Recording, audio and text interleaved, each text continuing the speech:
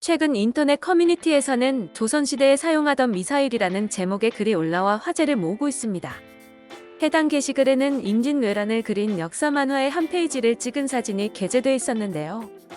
이 만화 속에 등장한 이순신 장군이 대장군포를 쏘아 박살을 내라고 외치자 현대의 미사일에 버금가는 비주얼을 가진 물체가 하늘을 가로질러 날아갑니다.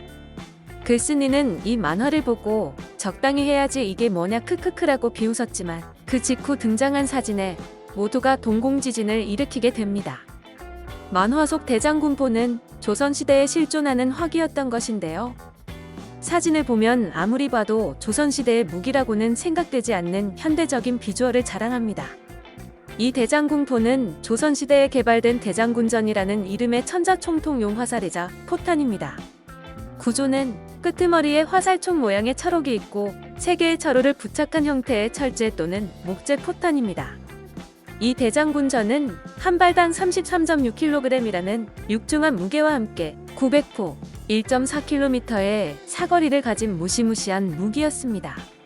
특히 생김새를 보면 현대사회에서 사용하는 미사일과 굉장히 흡사하죠? 이 디자인은 중세에 만든 것이라고는 믿기지 않을 만큼 놀라울 정도로 현대적인 것으로 조선판 대한미사일이라고 봐도 될 정도입니다. 날개안정 철갑탄이라고 부르는 사람들도 있는데 날개안정 철갑탄을 풀어보면 가늘고 긴 포탄에 날개를 달아서 탄도를 안정화시키고 운동에너지만으로 표적을 관통 파괴하는 탄이라는 말입니다. 대장군전이 효과가 있었냐는 의문이 많기도 하지만 기본적으로 대장군전은 물리적 대함 타격 무기로서 16세기 말에서 17세기 초였던 임진왜란 당시 대부분의 나라에서 사용하던 해상 화약 무기는 거의 대인용 무기였습니다.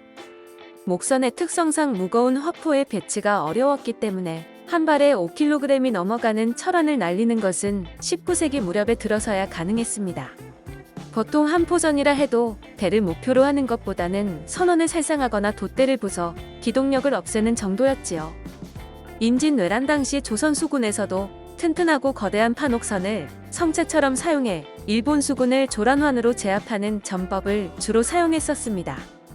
그러나 대장군전은 전용화포인 천자총통의 대구경과 화력에서 오는 추진력으로 적 군함을 꿰뚫어 백병전 개시 전에 가라앉혀버리는 그야말로 근대적인 해전을 목적으로 구상된 무기였습니다. 실제로 조선 수군의 군함에 접현 후 육박전을 기본으로 삼던 일본 수군은 1km 밖에서 배 자체를 꿰뚫어 침몰시켜버리는 대장군전이 커다란 심리적 압박이 됐었다고 합니다. 이름이 대장군인 이유도 이 화살이 적진에 떨어지면 그 자체로도 기세에 눌린 적군의 사기가 떨어지기 때문이었다고 하네요. 일본 쪽 기록에서는 조선군은 대들보를 뽑아 대포에 넣어서 쏜다라거나 조선군이 쏘는 화살은 통나무만 하다 같은 말들이 적혀 있었던 것을 보면 효과는 확실했던 것 같습니다.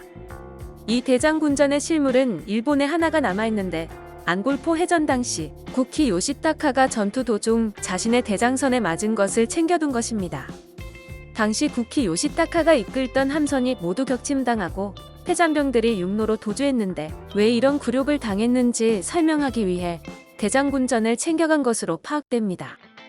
영화 명량이나 사극 불멸의 이순신에서도 이 대장군전이 등장하는데요. 극 중에서도 대장군전의 위력은 대단해 일본 수군의 함선을 아예 관통에 꿰뚫어버립니다. 이처럼 조선시대에 발명한 무기라고는 상상하기가 어려운 무기였던 대장군전의 위력.